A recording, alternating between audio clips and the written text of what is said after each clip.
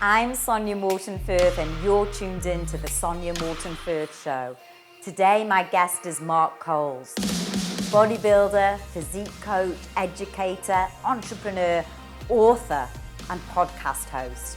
Mark has been in the fitness industry for 19 years and is renowned for his exceptional knowledge and professionalism, as well as building a huge state-of-the-art physique gym. With his wealth of experience, Mark now educates thousands of personal trainers in body, mind and business. Watch this interview for lessons on how to push your mind and body to the limit. Mark, I can't believe how excited I am to have you on my show today. Thank you so much for coming. My pleasure. Thank you for having me on.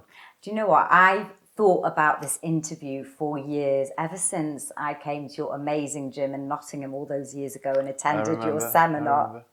Your knowledge blew me away, and I just had this vision of one day I'm going to be sitting down with Mark Coles and having a cup of coffee and a chat, and here we are. Here we are. Thank you.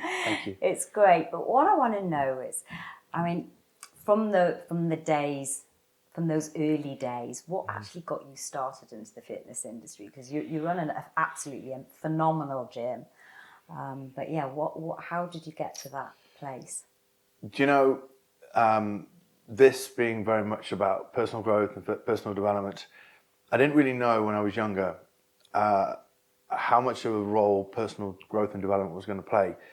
But I was at a point in my life where I just said, and I said this to my dad, and I always think back to it when I came out of university and I did 4 years working in property investment. My dad's a property investor. After a couple of years of working with Dad in Birmingham, I always said, Dad, if I wake up and don't enjoy what I do, I've got to do something else. I don't want for you to feed me my future. I want to find out my own thing. And he's always said, I want you guys to, all of us, my brother and sister, all of us, to just love what you do and have your independence. And he just said, your life is about being fulfilled and being happy, quality of life. And so that's always resonated with me. And when I left working with Dad, I said, I tell you what I'm going to do. I'm going to give uni another crack. So I went to Sheffield Uni, did a year and a half of property, thinking, I think the independence is going to come from studying more, getting my independence as a degree. And all I did when I got to Sheffield was try and never forget the gym. I was in the gym every day. I was having jacket potato and tuna every day. I was in the gym more than I was in the university classes. I was in the gym backwards and forwards. And there was a girl in there I got to know, and a couple of guys, your PTs. I just thinking, I love being in here. I'm not questioning anything, but I love being in the gym. And then I just said, could this be it? And that was where my light bulb moment came. And I literally went on the internet and went personal training career. And I rang Dad, I said, I need to see you. And I drove to Newark. It was only 40 minutes away from Sheffield. Went home and said to my dad in his office, I've written about this. Dad, I'm not happy. I've just got a career development loan for $3.5 grand. I'm going to become a personal trainer. Wow. And inside, my gut instinct was, I love being in the gym. I love reading about training. I love training. I'd love this to be my job. Done. And at any point, did you have fear that you wouldn't be able to do it, you couldn't do it, you'd disappoint your family? So Dad said to me when we were sat in the office, Dad's got a lovely office, it was overlooking the river. And whenever we were called to his office, asked to come to his office, it was always like, oh God, what's the outcome of this going to be? And Dad always had worst case scenario. With a property deal, he would always look at how lovely it is, how big it is, how much money it could make. What's the worst case scenario, and what's the exit strategy? Like, what is this going to bring you? And he sat opposite me. He said, personal training. He said, you go skiing twice a year with us. You go on holiday. We have lovely things as a family. Is that going to come from personal training? I said, I don't care. I said, because as long as I'm doing what I love, I'll be a success. That's all I said to him at the time. I'll never forget it. I was 23. And I left, and I said, just know that I'm happy, and when I'm happy, I'm certain I'm going to make a success. And then I walked out and went, oh no, this is the reality. So I did my personal training qualification, came around, and it all started then. But that was me into the fitness industry. That's how it started. I mean, many PTs, I'm guessing, that are going to watch this and think, well, do you know what? It's okay for Mark. He's got this huge gym. He's got this amazing following. He's got this team.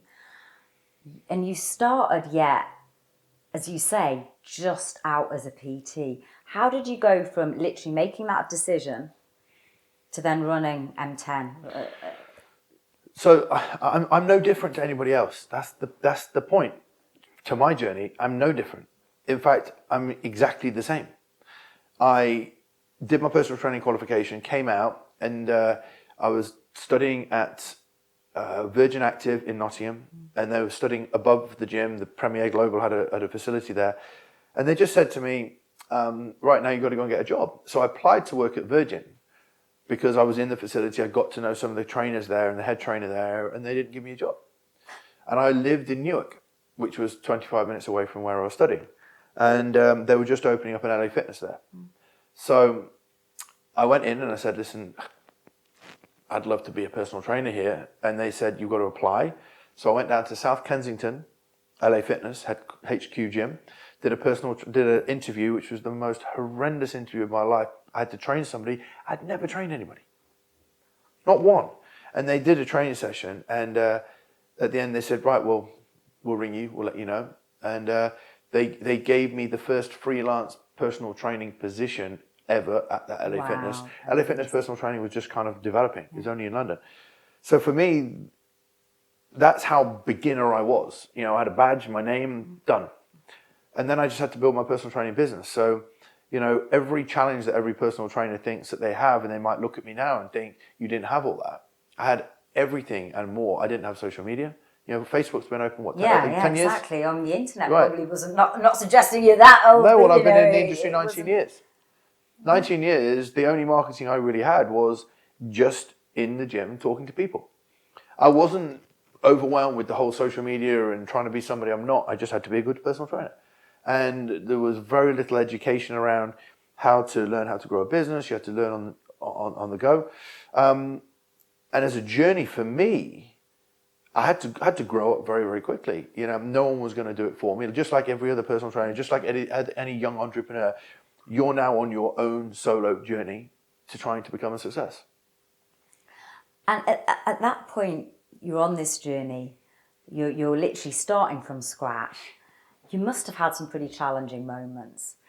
What would you say were some of the most challenging moments as a PT before you were a gym owner, as a personal trainer? One that sticks in my mind, and again I've written about this, that I played rugby. You know, I'd played representative rugby for the county, and I played first team rugby for my town. I was confident, and personal training, you got to go up to people. And you'd given up rugby at this stage? I was still playing. I'd had a pretty nasty shoulder injury, but I was still going. I was still playing at the time. And I just said to myself, you know, I've got all this confidence and in some areas, but going around the gym, you know, chatting to people, I didn't know what to do. And day after day, I just started getting knockbacks. You go up to people, talk to them and say, look, you're looking for a personal trainer. There was no scripts or things to follow. I was just chatting to people saying, no, you're all right, thanks very much. And I remember going out to my car and I cried. Just sat in the car and cried.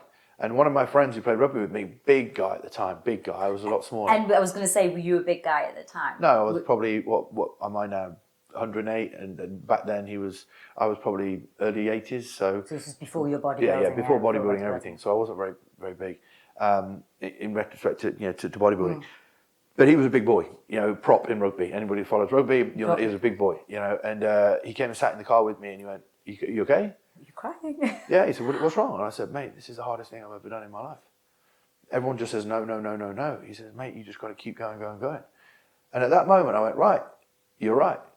I got to get in there and I got to play the numbers game and you got to be friendly to everybody. You got to do what you're really good at and talk to people.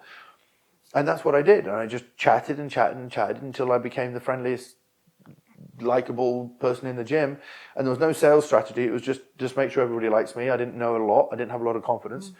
And in a very short space of time, filled my diary, and that really was the start of it for me. The most challenging moment was not knowing what to say, not having a lot of confidence, wearing a badge. Also, I came from a pretty successful, very successful family, and everybody knew me in the town. So to be walking around with a badge on, saying fitness instructor or personal trainer, I felt quite deflated in myself, thinking everybody knows me from my dad, and I was known more for being my dad's son and him, and and that's when I started to say to myself, well, what can you do with this? What can you do with this?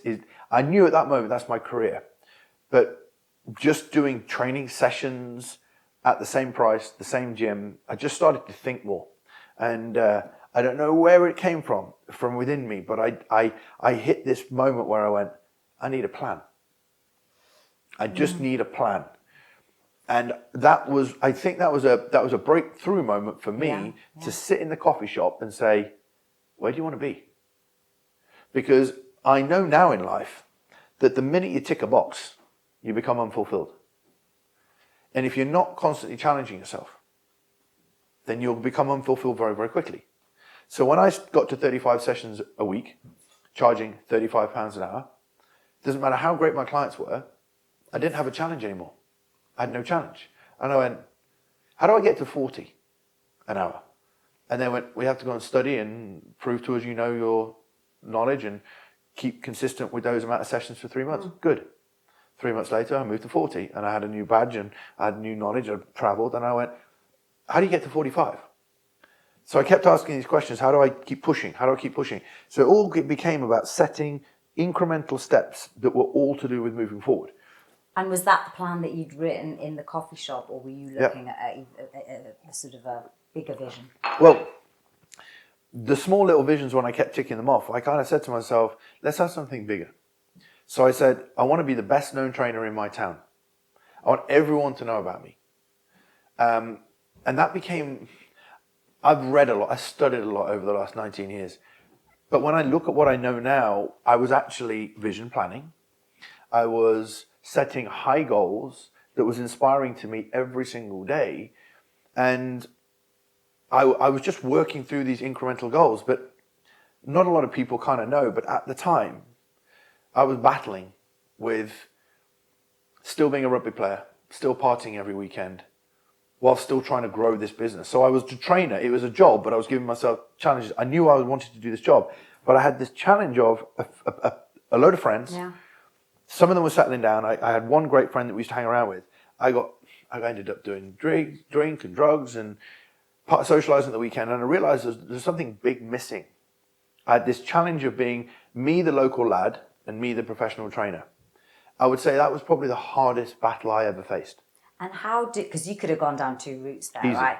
You could have gone down the drink, drugs, carrying on, being in the little, I don't mean little village, but yeah, it was a small town. It was a market town. Yeah, being in that town. But what made you break away from that? Because you clearly did break away from that. So the funny thing is about having this vision to wanting to be a great trainer.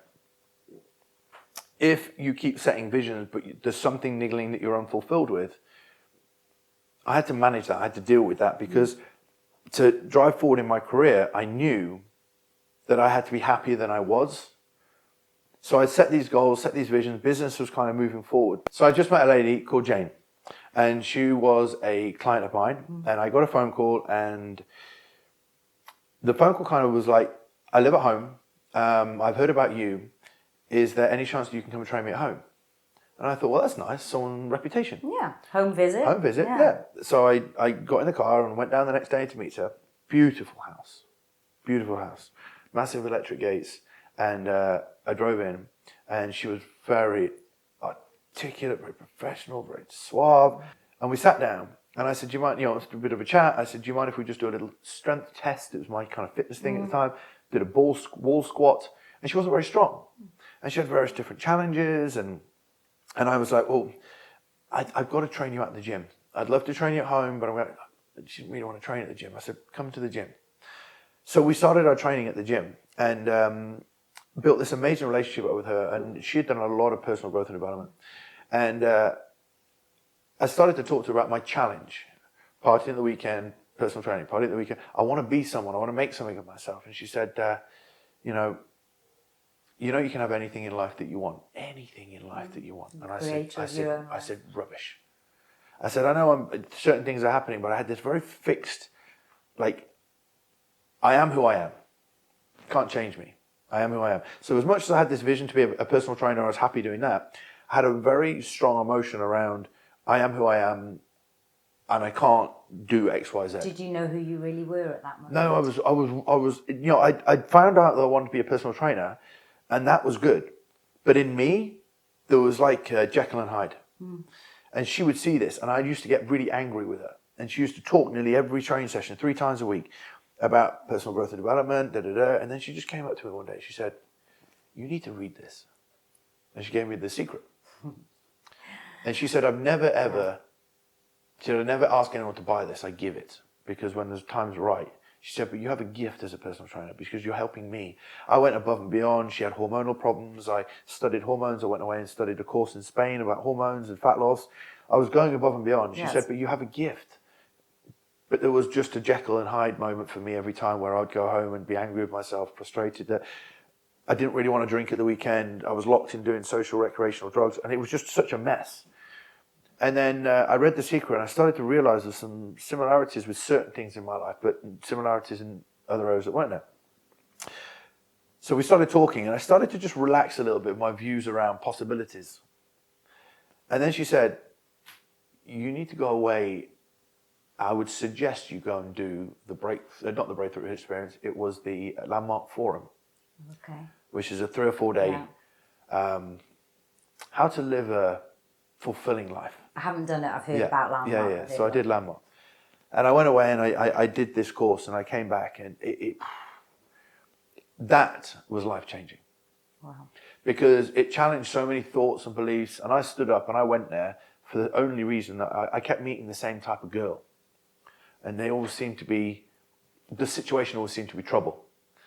And it was so crazy because everything that I was attracting in my life was aligned with how I was feeling about me. What did you need to release that type of girl? Because presumably you were attracting it because you were still either holding on to something or... It was amazing when I actually got into it. I was attracting what I'd asked for. I spent a lot of time, Jane by this time was developing her, she was becoming master practitioner with NLP and she was listening to kind of subliminal messaging and language and what I was saying. But I said... And do you believe you're meant to meet people for a reason? Yeah. Wow. I mean, Jane sounds like she was a course corrector almost. She was like a guardian angel for me. Yeah. And I get emotional when I talk like about her. That's giving me a shiver. Yeah. She if I hadn't met her... Well, that would have been my next question. If I hadn't met Jane... Where do you think you'd been? Do you know I would be a success? Yeah, I don't believe that I wouldn't have made it. But she was the person that was pivotal. I think that personally, me as a human being was destined for success or whatever it was. Could I have been someone else? I don't know. But do you know what? Jane came into my life at the right time where I was struggling being my local lad, party boy, rugby player, but now wanting to be a fitness professional.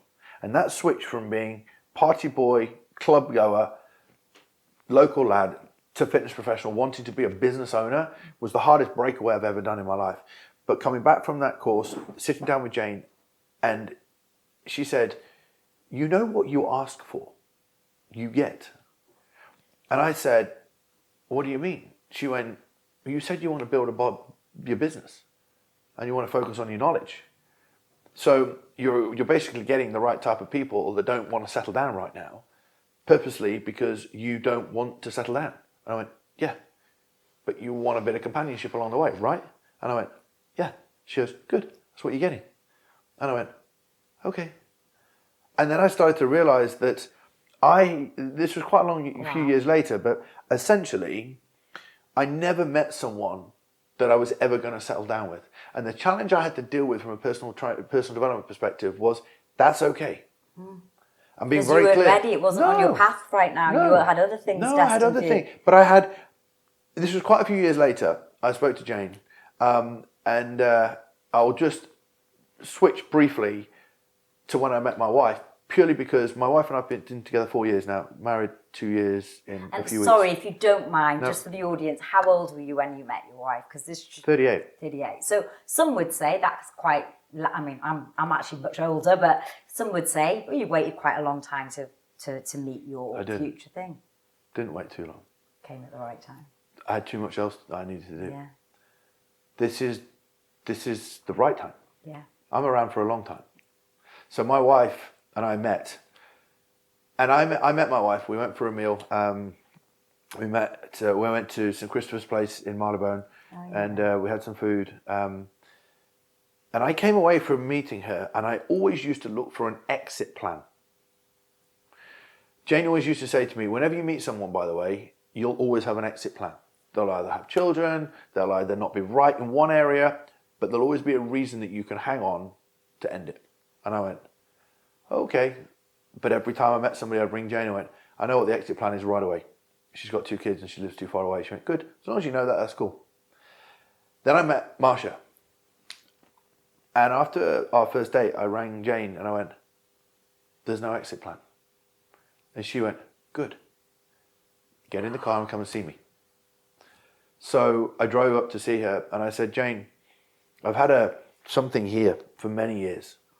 And I feel it now. Ugh, I feel it, right? So I said, I have a feeling that I've not let anybody in. Yeah. I just felt that, right? So my head's tingling now, but I had this massive feeling in me. And I said, Jane, I got to get something out because I'm frightened of letting go of the businessman, the entrepreneur, the bodybuilder, the training. I'm ready to let someone in, but I'm frightened. So she went and did some energy medicine work with me. And we lay on the sofa. And she said I had a blockage here of energy, which was almost like a protective mechanism for myself. I went, let's get rid of it. And so she worked on me. And I drove back through Snake Pass in the car and pulled over and had hysterical tears for 15 minutes. Wow. Hysterical tears. And it wasn't until 6 months into the relationship with Marsh that I said to her, as soon as I met her for the first time, I went to see Jane. I said, it's time. I'm ready. And then Jane said, you're not questioning anything, I know. And then I said, but can you just ask this, Jane, why have I met Marsh now? Yeah. And she said, because if you remember when you were 24, you said to me, Mark, you've known Jane all of this time. All this time. Now, we've not kept in touch for the last 7 or 8 years. Like, she's doing her own thing and she lives in Manchester. But when I met Marsh and I said, 4 years, just before I met Marsh, actually, when I went to see Jane, and that was probably the last time that we did work together. And I said, Jane, I've got to understand this. And she went, when you were 24, 25, you said you are not going to settle down until you built a body, a business, and a brain. And she remembered it all that time. She said, you will not settle down. I told her I don't want to settle down because I've got too much work to do to be derailed. And then she said, have you built a body, a business, and a brain? I went, to accommodate a wife? Yeah. For what I want for the rest of my life? No. But to bring somebody on the journey with me? Yeah. So you manifested your wife? I'm going to tell you right now, everything that I've got around me, and you know John D. Martini, everything is aligned, you will say that it's fate. It's not. It's the power that I've created within me, which is what John D. Martini talks about, having an inner unique genius. When you get control of it, what it brings. So Marsha came in. She's got her own independence. She's got her own life. She's got her own business. She's doing really well. We spend time together during the day. I'm still growing the business. I can do what I need to do. She does what she needs to do. We're not together to the point where we're suffocating each other. It's just a perfect blend of two people living an inspired life and growing together. And when we met, that's what the biggest challenge for me was. And I've not talked at length to people about this. But my fitness industry career has been a purposeful mission to create a body, a business, and a brain Because the funny thing is with this, and when later in life I was doing the John Demartini's training and development, and I've actually worked with one of John's directors of the Institute. Not Clarissa, by yes. I know Clarissa's lovely. Yeah, so she's worked with me for the last year. She's been incredibly supportive. She's lovely. Yeah, she's been incredibly supportive because she's involved in business and she's helped me a lot with vision planning and growing where we are to this day. And I owe a lot to her with helping me with the book and unlocking the potential to do the book. But the funny thing is, John Demartini talks about 7 areas of life that you empower. And I knew that to bring love and intimacy into my life, I had to empower my spiritual purpose and mission in life. I had to empower my physical embodiment. I had to empower my vocation, which is my career. My mind was... I talk about distance from destination a lot. When I came onto this kind of, into the fitness industry, who I needed to be to get me to where I wanted to get to wasn't ready. So the reason I didn't settle down was because I had to prepare myself for what was going to come at the age of 38, which was my wife, my business, and everything else like that, and everything that's good to come for us. And I thought, why settle down with somebody when I'm not ready? Why don't I build me, and then the right person will come? And I think the opposite way around happens in life. I'm unhappy, I'm unfulfilled, so I'm going to meet someone that's really not necessarily complementary to me. We're going to go through this scramble of what we call a relationship, ups and downs. I found who I was at the age of 30 years of age. Spent 8 years, amazing 8 years, from the age of 30 to 38, knowing who I was, what I wanted, where I want to be, and then fast track myself to the point going, right, now I'm ready to share that world with someone, because I didn't want to get into a relationship where I wasn't whole, because I'm just going to be destructive to somebody else. And at no point did you think, oh God, is it something wrong with me? Is it I just can't do relationships? Am I not lovable? Or, everyone thinks they're, we all have an intrinsic, not all of us, but some of us have an intrinsic of we're not enough. Yeah, of course I did. I say I'm human, I have emotions. So not being, I would say right now, my understanding of myself, understanding of emotions, understanding of path and purpose and vision, I mean, everything that I know about my own growth and journeys from the age of 23, 24. So I've been doing it a long time. But along the way, I didn't know what it all meant. So I remember being my mum lives in the south of France. I remember being on the beach one evening, just sat there with my head down, and mum's sister, Mum, are you okay? I was like, when am I going to meet someone? Yeah. Because there's this part of you that's like, I'd love to meet someone because I'm missing that. But then that was on holiday. So obviously on holiday, what was I not doing? I wasn't training, I wasn't bodybuilding, I wasn't working. But then when you take me away from it, what was I doing? I was doing my inspired purpose. So the moment it took me away from it, I thought, I need it. But then the moment I got back into my purpose, I didn't need it. Yeah. So then I started to go, well, is it wrong? Because common society would necessarily tell us that you need to be in a relationship. My parents would always say, my mum would, you're not happy, are you happy, are you happy? And then obviously you challenge yourself and go, I'm not happy, I'm not happy. And then I look at it and go, but I am. I'm bodybuilding, I'm building a business, I'm increasing my reputation, I'm increasing my products and services, I'm building something with the future. And then the penny dropped. And I was like, when anybody would say to me, are you happy, are you fulfilled? I not necessarily fulfilled, but are you happy? Do you want to be in a relationship? I might dip then and try and get into a relationship. And then I'd go, reverse my way out. Yeah. Reverse my way out. So I think for anybody that's single, I would say that we're single, or you're single for a reason. I feel like you're talking to me right now. No, but you know what? Like, thinking that you must do something, or that you have to do something, or that you need to do something is because someone's telling you to. No, completely. And society tells you.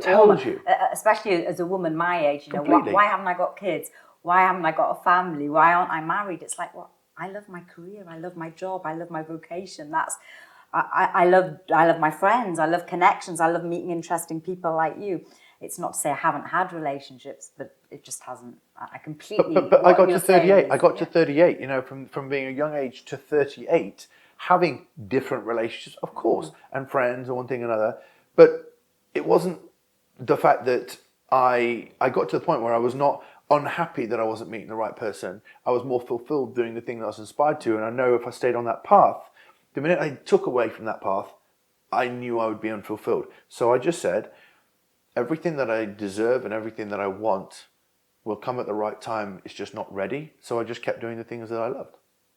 Fantastic. I want to just take you back, Mark, to your emotions. You talk about your emotions. And, you know, I'm sitting next to a, you know, big guy, you know, bodybuilder, ex-rugby player, been on stage.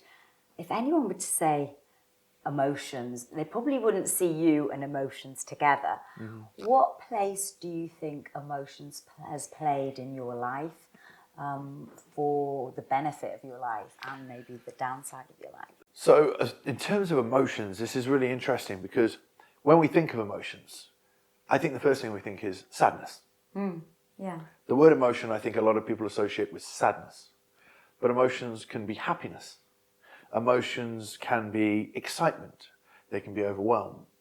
They can be fear. They can be stress. They can be dread, doubt, anger, rage, joy, right? There's two sides to emotions. So I, as a man, or anybody listening to this, firstly must understand that emotions are high and low. They're not just a one polar down, like negative emotions. Like I'm feeling sad. And so from an individual's perspective, I started to understand that for me, some of my emotions were telling me stuff.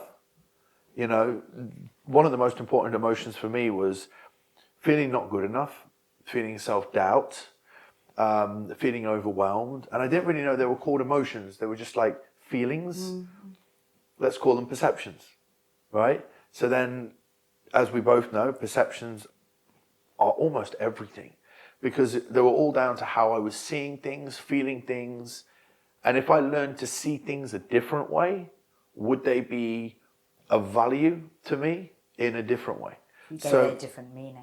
I just gave things a different meaning, like a different framing. And so, for example, if I was on my own, my dad said to me, loneliness, that's an emotion, isn't it? Being lonely, like being sad.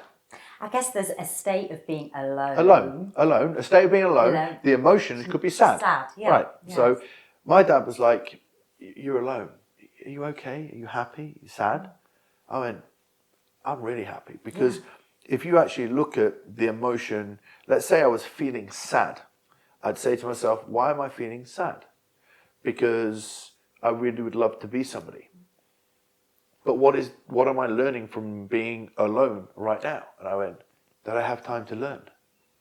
And I went, why don't I embrace the time to learn instead of being alone? Because alone's going to make me feel sad, and sad's going to make me dwell and procrastinate and not be productive. Or make the mistake of trying to find companionship when it actually wasn't what I needed. So I would reverse it and say for every time I was on my own, there was a benefit to me of doing that. But I didn't realize all this till I understood a lot more to do everything, but I did it for myself. And so every time I was on my own, the benefit was I get a chance to write. So I used to write and write and write and blog and do content. And I think a lot of people don't take advantage of how they're feeling and look at an opposing side to how that emotion is. And to me, sadness or loneliness could have been something that I used to a disadvantage for me, but I used it to my advantage because it was time to grow. And that's when I started to look at how I was seeing where I was at any given stage in my career. Was the more time I had, the quicker I could grow. You know, and that's why now, obviously being married, it's very different to being single. But there is going to be a lot of times in your life where you're not single. So use the time that you've got to make something and fulfill so many different areas of your life. So I fulfilled my social media. I was training my clients nearly every day, and my reputation was growing quicker and quicker and quicker and quicker. You know, so there was huge benefits to my perception of negative emotions. You know, but a lot of guys don't embrace emotions or vulnerability. Yeah. I think a lot of guys don't embrace vulnerability. But I know I've listened to your podcast, and you're very vulnerable on your podcast. You do talk about what you're going through and your emotions, and I think that must help the personal trainers that are listening to you to realize actually what they're going through. You went through. So true, so true. And you know, today I did a new podcast episode. You know, getting people to engage in the social media world nowadays is less to do with the information, because it's all available. It's the connection.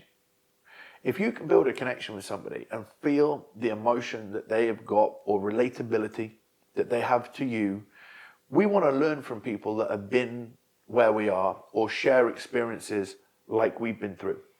And then we would like them, if they have some degree of education behind them, to maybe help us navigate. That's why mentoring has become very popular. I was just about to say, and I know you've invested a lot in your own personal growth and your mentoring through all sorts of coaches. How much do you reckon you've invested in the years in your own personal growth? Over 120, 30,000. Wow. And the amount of money that I've invested in my mentoring, because I've just been so dedicated to find someone that knows a little bit more than where I am right now. Personal development's been one of the biggest investments I've made. And then everything that I wanted to become a better coach. It's been tens and tens and tens of thousands. And still to this day, only 3 weeks ago, we were talking about Clarissa. You know, I've been on the phone with her. We had 2 hours, you know. And if there was any personal trainers that are watching, well, I hope there was lots of personal trainers that are watching, what advice or tips would you give them? Maybe if you could narrow it down to a couple that really changed how you felt, or what made you go from, I don't want to say just a personal trainer, but gave you that edge that helps you continue and persevere. I had a vision bigger than being a personal trainer. I don't think people give themselves permission enough to be more. Having just released the book, which we'll talk about, and having released the podcast and teaching people, before that, there was like a local impact that I wanted to make, and then a national impact, and now a worldwide impact.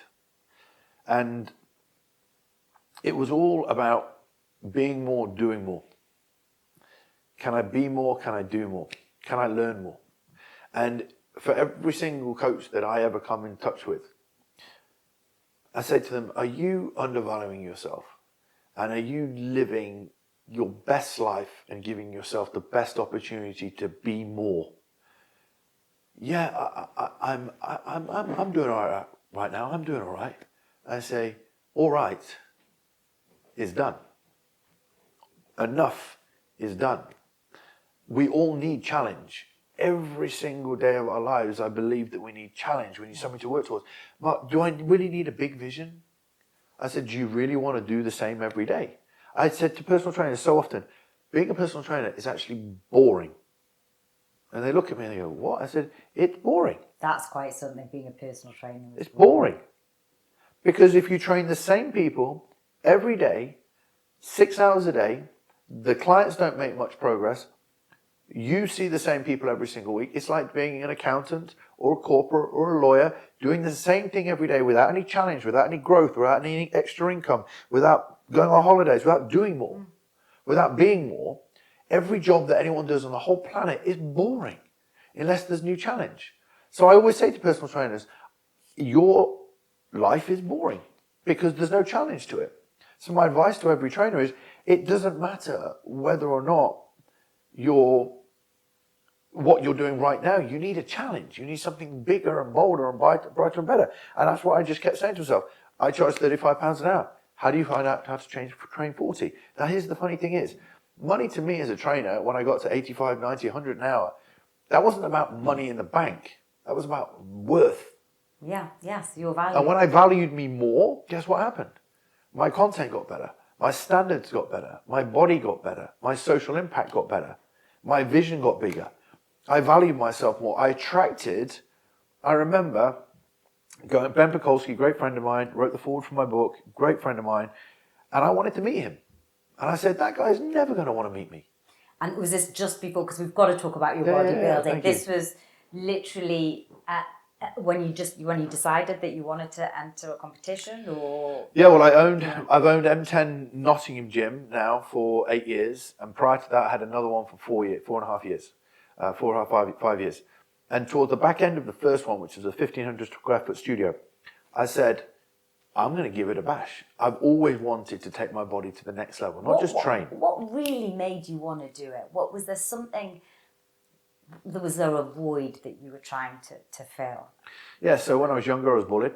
Yeah. I wasn't very big. Yeah. I demanded from myself a lot more all the time. I wanted to be as good as I could be at rugby. I wanted to be as strong as I could. And the whole bullying thing. When I was reading a book, just skips my mind. And if you have comments on YouTube, I'd love to actually put it in when I remember. But I read a book, and it basically was explaining your body as a shield of armor or a completion of your character. And when I started bodybuilding, I was walking around, and I'd be the classic guy walking around town, being out and about, pushing people, even though I still wasn't very big. And I realized that it was a shield of armor. It was a protective mechanism to give me that, hey, I'm a bigger guy. And then as I got bigger and bigger, I realized you were bullied as a child. I was bullied, and it gave me this opportunity to just walk in and people go, oh, you're a big boy. You're a big boy. I was like, yeah, I like that. I like that. But I loved training. I loved how it made me feel. And suddenly it was just empowering me and making me more confident. And so much was happening in business, and it served me. But then I suddenly realized that, this isn't me 100%. So is it a shield of armor, or is it a completion of my character? My body is a part of me, but I'm as whole with it without it. It makes me feel great. I love it. I love training. I love the challenge. I love looking good. I truly believe that from a male's perspective, we should be strong. And, I believe that you don't have to be big or muscular. But for me, I think it's an embodiment of your physical journey. Mm-hmm. That's a big belief that I have. But it's not that I try and get other people to do that. But for me, it was a big thing that was mattered to me. And so the bodybuilding eventually became part of me as opposed to a shield for me, and bodybuilding after a while just blended into being this deep inspired passion that had a knock-on effect with my, meeting right people. And you met Ben. Sorry, no, you're right. But what happened was I said to myself, I'm not going to meet the people that I'm inspired by if I haven't got anything to be inspired by. It's like, why would a millionaire talk to you at a dinner if you've not got anything at their level to talk about? So let's build a bloody body. But I also realized that if I build a body and I have a business and I have a brain, I'm going to make myself more attractive to the people that are going to help me take my career to the next level. So I remember sitting at the front of a seminar, and I was 2 days before, it was a seminar in Tampa, and Ben was speaking, and I said, I need to meet this guy. So I booked a flight, went there for 2 days, and I sat at the front, and at the end, excuse me, and I asked him a question. I went to the one side afterwards, and I said, can I take you for breakfast? And we had breakfast, and we got on really well, and he followed me on social media, and I'd just done my photo shoot, and he was like, dude, you look in great shape. And I was like, that worked. But it was a connection. Became a lifelong friend, ended up introducing me to so many people, helped me like you wouldn't believe. I trained with him leading up to shows, top shows. And I got to work alongside, the best of the best at what they do. And that was when you think to yourself, well, why would you not make yourself world-class if you want to be world-class? Completely. Do you think that bodybuilding, that mindset that got you the body that you wanted has also worked in other areas of your life? Well, we talk about these 7 areas of life, right? John DiMartini taught me this wonderful, lesson about empowering as many areas of those 7 areas as you possibly can. And I will truly, truly believe, and I've seen it. I've mentored hundreds and hundreds and educated thousands over the years of trainers. And the ones that don't take themselves on a physical journey are not truly as fulfilled as they could be in many other areas. I had a trainer just now that's got a 1,200 square foot facility in Hull, and he was training general pop ladies, just wanting to lose a little bit of weight. He was very unhappy, very unfulfilled. He ended up coming on my mastermind. We did a personal training mentorship together. And then he finished it, and he rang me and he went, there's one piece of the puzzle missing. And I said, you know what it is? and he's building his business. He's about to rent a 6,000 square foot facility and progress further. His confidence is, you won't believe it, it's unbelievable. He's now thinking about hiring trainers, which he'd never thought about doing. And he says, but my body, I need to do something with my body. Well, since December, we went on a transformation journey. And in fact, for everything they'd invested in me, I took him through the journey for free. And I just said, I want to do it with you. I'm not going to charge you. And he checked in with me every Saturday. And 2 weeks ago, he did his photo shoot. Wow, fantastic. And he didn't just look great, he looked incredible. And he said, I've never been so confident. All my clients have told me that I'm a completely different person. My wife, my relationship, my business, my impact on social media, people are wanting to train with me. I know trainers are going to want to learn from me. And I went, dude, you just put the biggest piece of the puzzle in. And I truly do believe that the reason why I've actually pursued bodybuilding is to not just have a body, it's just another pursuit of bettering. So can you reach for a bigger vision? Can you reach more social impact? Having a podcast, a channel, can you reach millions of people? Can you build a better body? Will you earn money and grow your wealth from that? And when I learned all this, I went, hold on a minute. My life has been about empowering all these 7 areas. But when you look at most people have done the same. And if someone's trying to become more successful and they go, do you know what? I think I just need to get in better shape. But the funny thing is they get in shape and then the business goes through the roof and their relationships go through the roof and their intense passion just reignites. So I do believe that not necessarily bodybuilding, but empowering your health, physical embodiment is essential. And now, because I completely agree, and I'm thinking about lots of things, I could carry on talking about this for ages, and I can certainly go on talking about bodybuilding for a long time. I want to get down to your book. So you've literally just released, not only do you have a podcast, an absolutely amazing gym, and I've got to say, Mark, I've never been into a most amazing gym. I mean, your Physique gym is absolutely fantastic. But tell me about the book. Wow. This has been a long time coming. A few years ago, I was in Abu Dhabi working, and I kept thinking, everyone's writing books. Like, is it my time to write a book? Should I be doing a book? And then there was this pressure on me to do a book internally in my head, and I was like, I remember speaking to a very wealthy, successful gentleman in Abu Dhabi, he brought me over there to speak. And I said, listen, you're a very successful man. Why haven't I written a book yet? You've heard me speak for a day. And he goes, if you don't mind me saying this, you won't be writing an educational book. You'll be writing a legacy book. And I went, huh.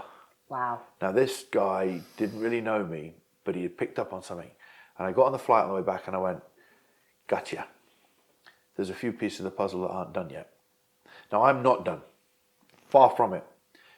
But I wanted to create a journey and an opportunity for fitness professionals to have an insight into what I believe are some of the most important things that they're going to run into. Challenges, wonderful things, but to create a roadmap that will help somebody to achieve a fulfilling, successful, and happy career for them. For them, not me. It's a part of what I've done through my career, but some action strategies that trainers can use. And my thought process around my whole career has just been, be one bit better tomorrow than you were today. And that's where Level Up was born, essentially. My whole life has been taking incremental steps towards a vision. Whenever I've got bored of a vision, I've created another one, and then I've just gone forward, and I've gone in search of the knowledge and the skills and the people around me to do it. So the book, when I decided it's time, and it's now giving trainers that opportunity to go through their own journey, but have me hold their hand along the way. It's a biographer. I talk about the importance of the physical. The physical for me is your knowledge, your commitment to yourself, your health, your body, your challenge that you put on to improve yourself. Being a better coach, the knowledge that's required for a better coach. Being a purposeful coach, somebody coaching every day on purpose. I think that your life should be on purpose. I get up and I have a purposeful, I talk about, I explain it's purposeful coaching. You can go into a gym and watch somebody training and she is not purposefully coaching. They're training someone. Yeah, very When different. you watch somebody purposefully coach, they're intent, they're inspired, they're energized. Session 1 or session 9. Then you see trainers that train. So part of the book talks about that. Part of the book is a personal development framework that gives trainers an opportunity to see how to break through limitations. And where can people get this book? Because you just said it was on pre-release. Yeah. And then where can they get it? Amazon? So it is available on Amazon worldwide. Wow. Okay. Amazon worldwide. And we're going to put the link in the show notes. Thank you. But it's very, listen, it's been a kind of lifetime of work coming together, and to give trainers the opportunity to learn more and develop is dream come true. And if anyone wants to find out more about you, Mark, please let them know. Again, I'm going to put this in the show notes because I know your website, M10, is amazing. Well, we're having a bit of a rejig of it, but M10 Life. If you're in Nottingham area looking for personal training, it's m10fitness.co.uk. But the biggest place to find me is Mark Coles M10 on Instagram, because that's my main kind of place to find me. So thank you. I've absolutely loved this interview. I've just come to my final question, Mark. And that is, if you were to write a message in a bottle for future generations to find, what would that message be? You're only knowledge and skill away from creating the life of your dreams. Mark, that's a great note to finish. Thank you so much for being a guest on my show. Thank you so much. Thank you. Please. Hope you enjoyed the show. Remember, there's a new interview out every Monday, so hit subscribe and like, and you'll get it straight into your inbox.